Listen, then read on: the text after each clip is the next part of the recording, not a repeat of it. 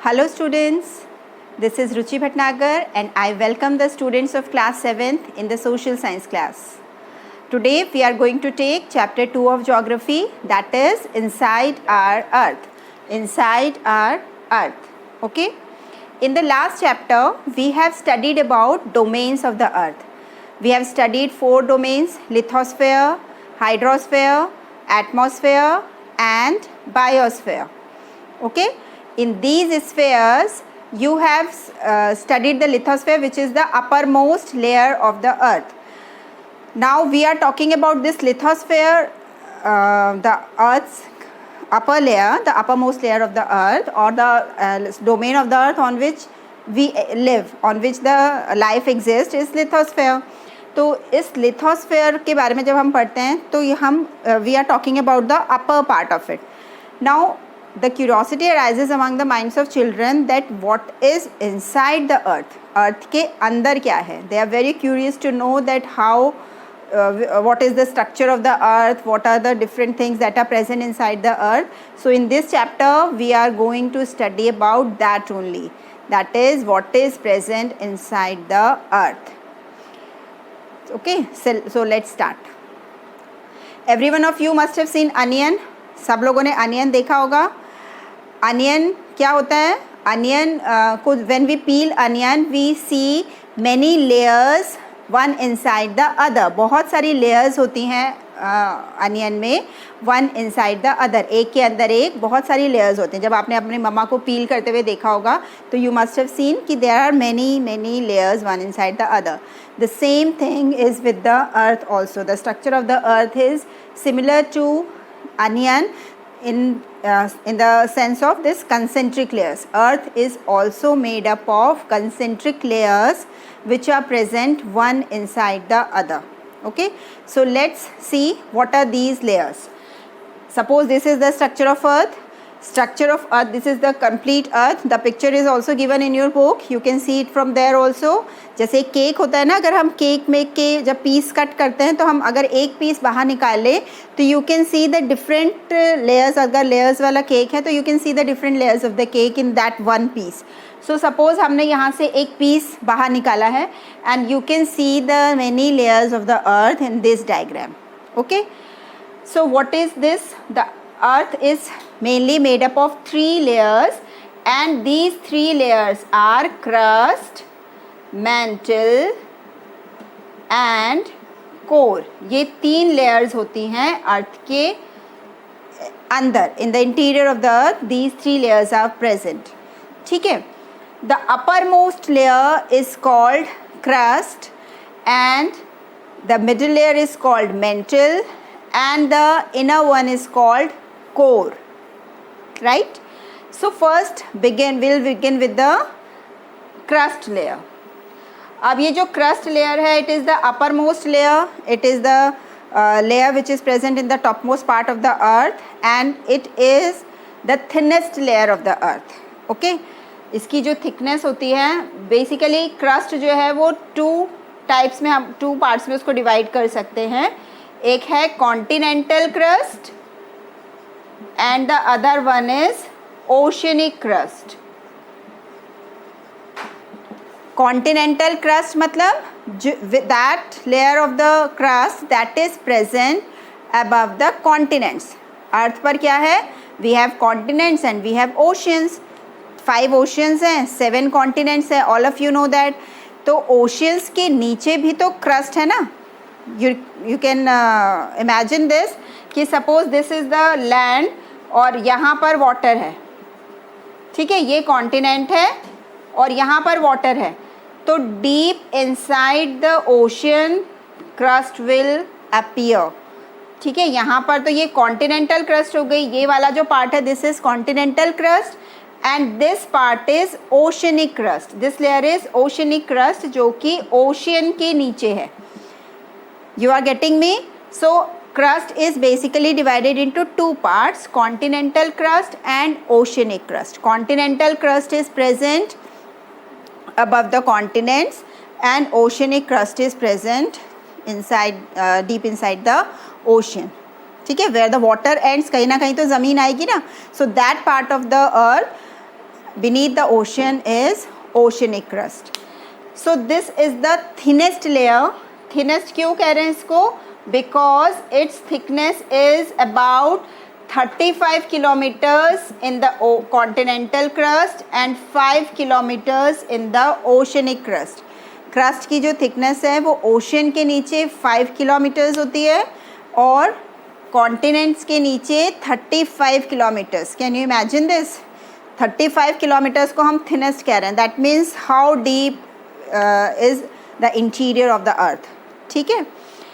सो continental crust जो है इसके अंदर भी कुछ एलिमेंट्स पाए जाते हैं और मिनरल्स पाए जाते हैं और ओशनिक क्रस्ट में भी कुछ मिनरल्स पाए जाते हैं.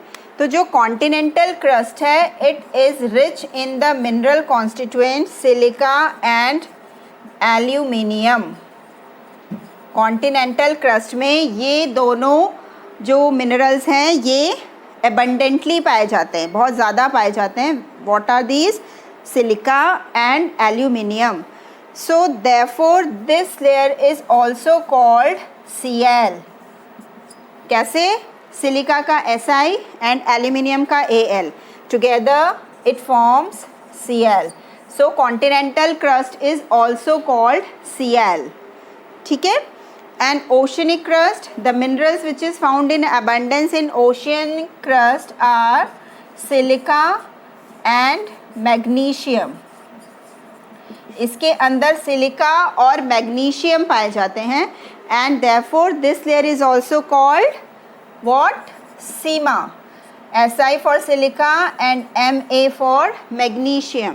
So oceanic crust is also called as Sima. ठीक है. Did you get me? This is all we have to study about the crust.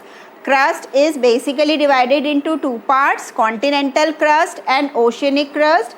That which is present beneath the continental mass is continental crust. Above the continental mass is continental crust.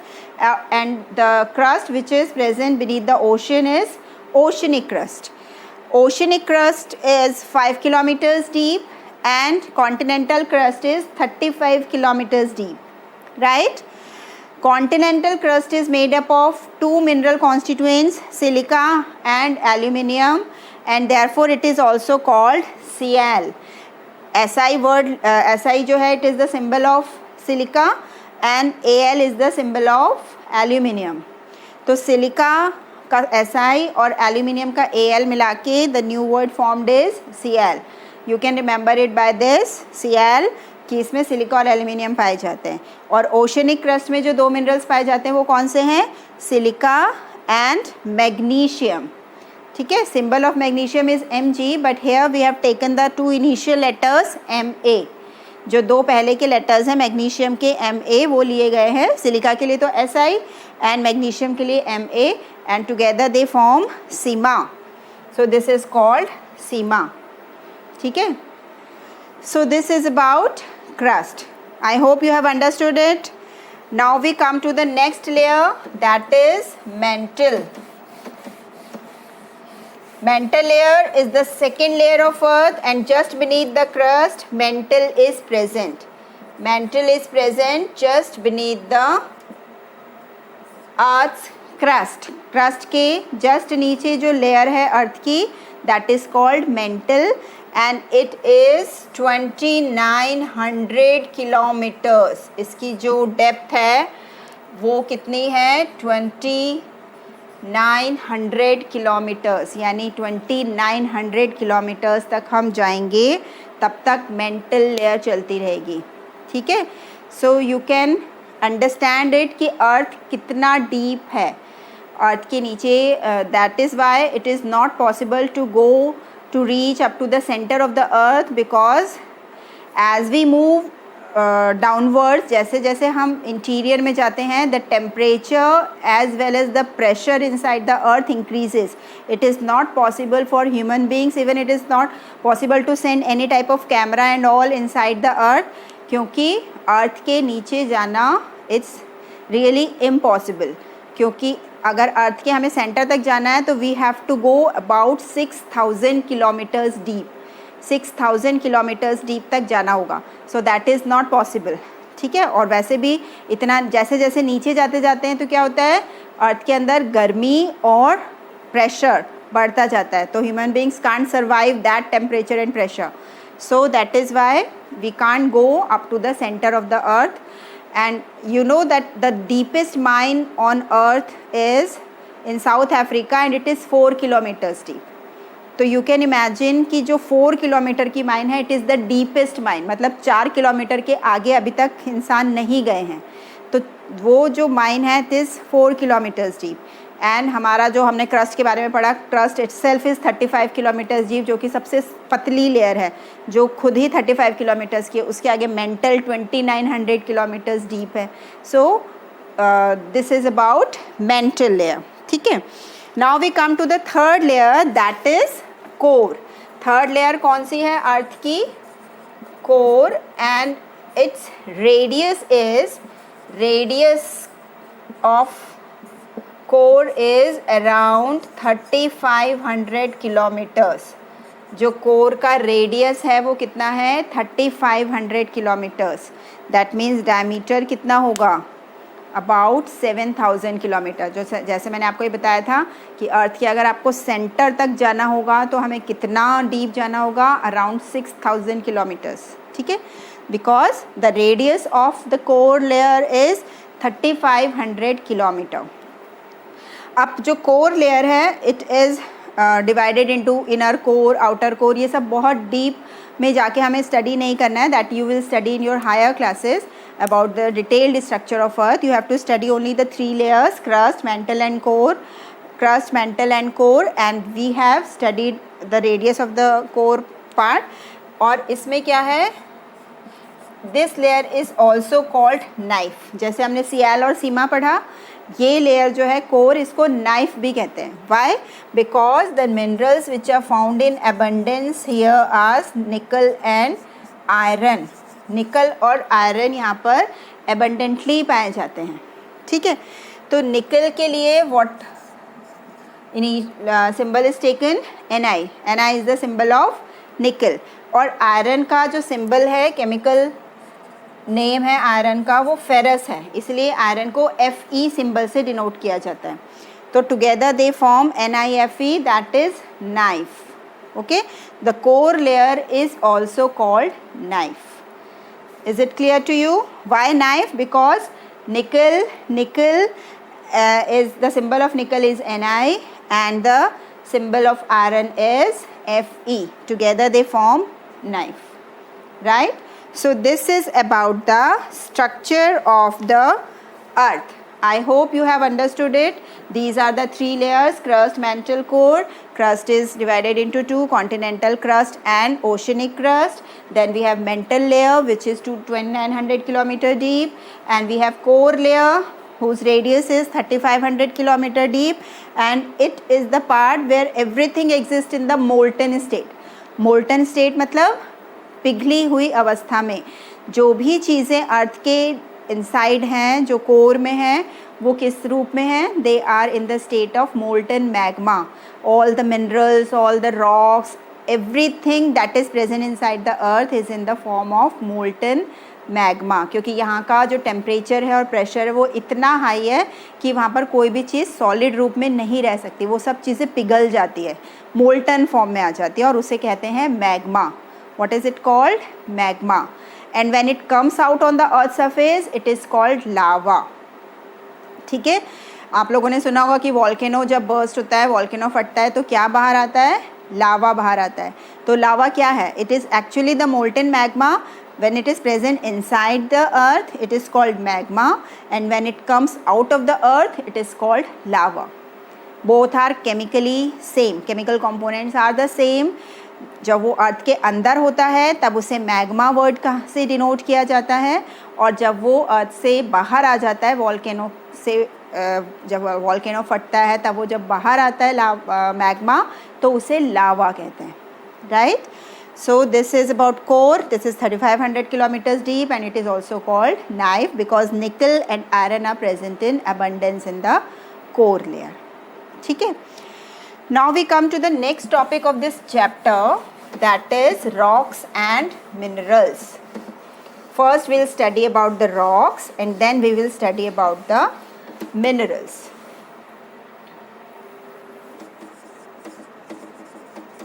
Rocks.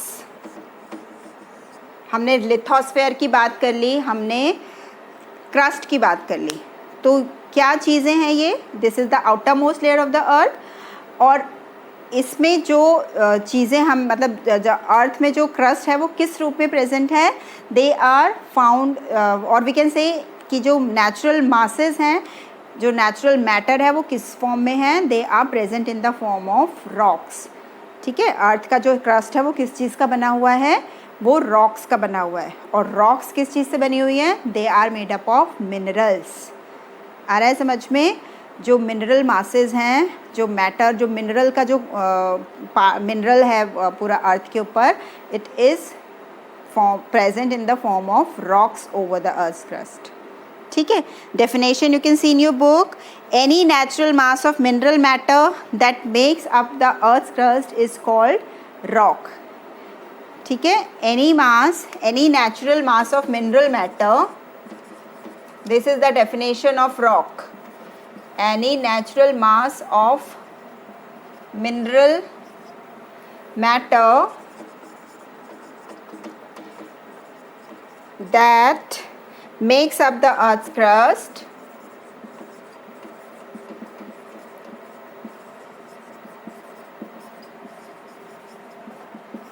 is called rock. This is the definition of rock. और ये हम बहुत छोटी classes से पढ़ते आ रहे हैं. There are 3 types of rocks: igneous rocks, sedimentary rocks and metamorphic rocks. कितने टाइप की रॉक्स होती है? There are 3 types of rocks. Kinds कितने हैं इसके?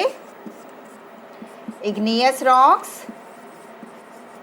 Sedimentary rocks and metamorphic rocks. ये 3 टाइप्स के रॉक्स आर फाउंड ऑन अर्थ.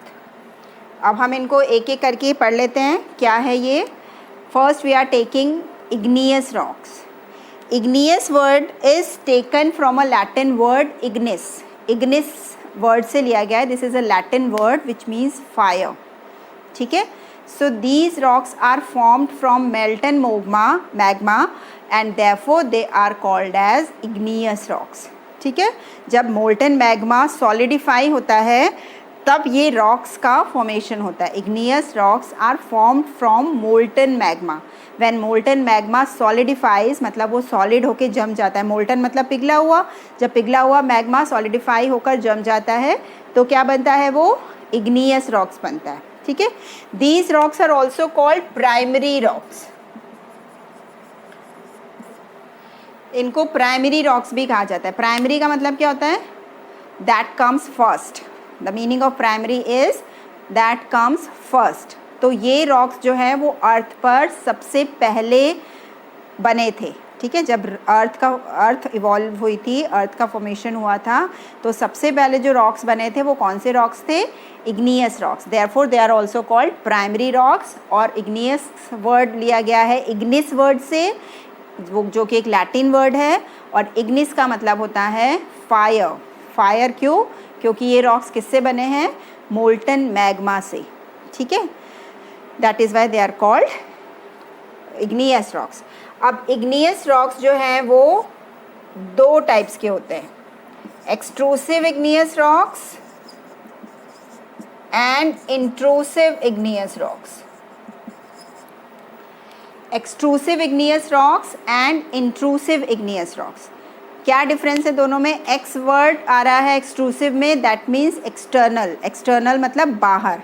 और इंट्रूसिव में इन वर्ड आ रहा है, दैट मीन्स अंदर. ठीक है. तो एक्सट्रूसिव इग्नियस रॉक्स क्या है? व्हेन मोल्टन मैग्मा कम्स और we can say lava comes out of the volcano, what happens? क्या होता है तब? ये बाहर आने के बाद जब वो अर्थ की क्रस्ट के ऊपर आ जाता है, देन इट सॉलिडिफाइज रैपिडली. वो सॉलिडिफाई हो जाता है and the rocks thus formed are called extrusive igneous rocks. ठीक है. एक्सट्रूसिव इग्नियस रॉक्स क्या होती हैं? जो कि लावा जब वॉल्केनो फटता है, लावा बाहर आता है, तो ये लावा बाहर आने के बाद सॉलिडिफाई हो जाता है, जम जाता है, तो उसे एक्सट्रूसिव इग्नियस रॉक कहते हैं। उसका एक एग्जाम्पल है basalt. Basalt rock is an extrusive igneous rock.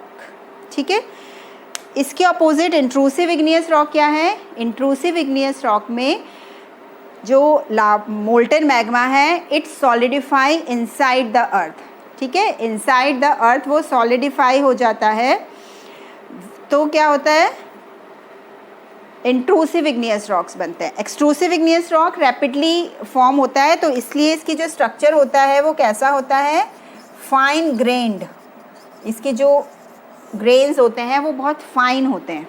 ठीक है, जबकि intrusive igneous rocks are formed inside the earth, earth के क्रस्ट के अंदर, अर्थ के क्रस्ट के नीचे।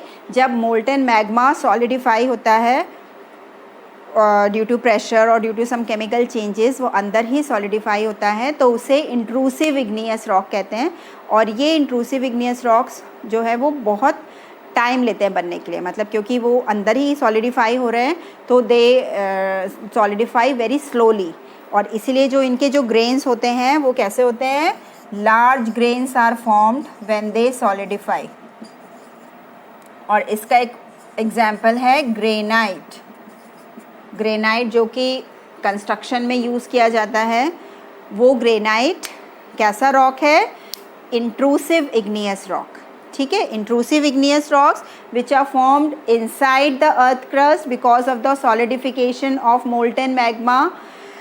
और extrusive igneous rock, when lava solidifies outside the earth, it forms extrusive igneous rocks. Extrusive का example है basalt, intrusive का example है granite। extrusive जो है वो fine grained rock है, और intrusive जो है वो large grained rock है। ठीक है, उनका जो स्ट्रक्चर होता है, ग्रेन्स मतलब जो उसमें दानेदार जो होता है वो कैसा होता है? इसके बड़े बड़े होते हैं और इसके फाइन होते हैं। ठीक है, so this is about igneous rocks. I hope you have understood it. Igneous rock कैसा होता है? जो कि सबसे पहले बना था because of the solidification of molten magma. दूसरी रॉक्स आती है सेडिमेंट्री रॉक्स। ठीक है, sedimentary rocks is taken again from a Latin word sedimentus. ठीक है, सेडिमेंटस एक सेडिमेंटम एक लैटिन वर्ड है, उससे लिया गया है, which means to settle down. ठीक है, जम जाना या सेटल हो जाना। क्लियर? तो सेडिमेंटम वर्ड से लिया गया है। अब कैसे फॉर्म होती है sedimentary rocks? Igneous rocks when formed they sometimes fall, crack or hit each other and are turned into smaller particles। जब igneous rocks बन जाते हैं तो ये बहुत सारे कारणों से एक दूसरे से टकरा कर या गिर कर या किसी और एजेंट वेदर एजेंट्स की वजह से दे आर इरोडेड। हमने इरोजन पढ़ा हुआ है। इरोजन मतलब breaking down of large particles into small particles. तो ये इरोजन हो जाता है इनका, and they become smaller particles. These smaller particles are then taken away to different places, to another place by the agents of weather like wind, water. इन agents के द्वारा ये एक जगह से दूसरी जगह ले जाए जाते हैं। There they settle down, they are compressed and they form sedimentary rocks. आ रहा है समझ में? दूसरी जगह ले जाके it takes a lot of time, बहुत मिलियंस ऑफ ईयर्स लगते हैं सेडिमेंट्री रॉक्स बनने में। ऐसा नहीं कि टूट गई जल्दी से इग्नियस रॉक और जल्दी से कहीं पहुंच गई और जल्दी से उस पर रॉक बन गई।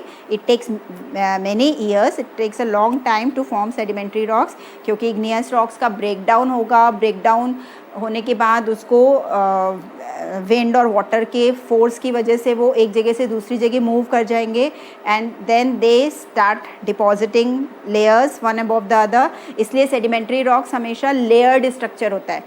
you search on Google, this is your homework, search the different shapes and different structures of rocks। igneous rock को सर्च करना, sedimentary rock को सर्च करना, और आगे हम मेटामॉर्फिक रॉक पढ़ेंगे, उसको भी सर्च करना। तो ये जो रॉक्स हैं sedimentary rocks, they are found in layers. जैसे सैंड स्टोन होता है, sand stone is a type of sedimentary rock. इसमें आपको लेयर्स ईजिली नज़र आते हैं क्यों? क्योंकि they are not formed in a single day, एक दिन में नहीं बने, वो धीरे धीरे उनके ऊपर एक के ऊपर एक लेयर डिपॉजिट होती गई और फिर ये सेडिमेंट्री रॉक्स का फॉर्मेशन हुआ। इसीलिए इस रॉक्स में फॉसिल्स पाए जाते हैं। फॉसिल्स मतलब the remains of dead plants and animals, जो प्राचीन समय में जो प्लांट्स और एनिमल्स रहे होंगे उनके जो डेड रिमेन्स हैं उन वो इन लेयर्स की, जब ये लेयर्स बन रही होंगी, सपोज़ एक लेयर है उसके ऊपर कोई प्लांट ग्रो हुआ या कोई एनिमल था जो रहता था या वो मर गया, उसकी जो डेड बॉडी है वो वहाँ पर थी, उसके ऊपर जब दूसरी लेयर आकर कंप्रेस हो जाएगी तो उसके फॉसिल्स बीच में दब जाएंगे, प्लांट्स के, एनिमल्स के। So we found fossils only in these types of rocks. Igneous rock में फॉसिल्स नहीं मिल सकते क्योंकि वो मोल्टन मैग्मा से बनी है, और मेटामॉर्फिक में भी नहीं मिलते। They are found in only in the sedimentary rocks. ठीक है, and the example of sedimentary rock is sandstone. Sandstone is a very good example of sedimentary rock. ठीक है, so we have studied about two types of rocks, primary rock and sedimentary rock. The remaining part of the chapter we will continue in the next video. In the next video we will study about the third type of rock, the uses of rocks, rock cycle, minerals and all. ठीक है, I hope you have understood this part of the video. Watch it and try to understand the things that I have explained. Thank you.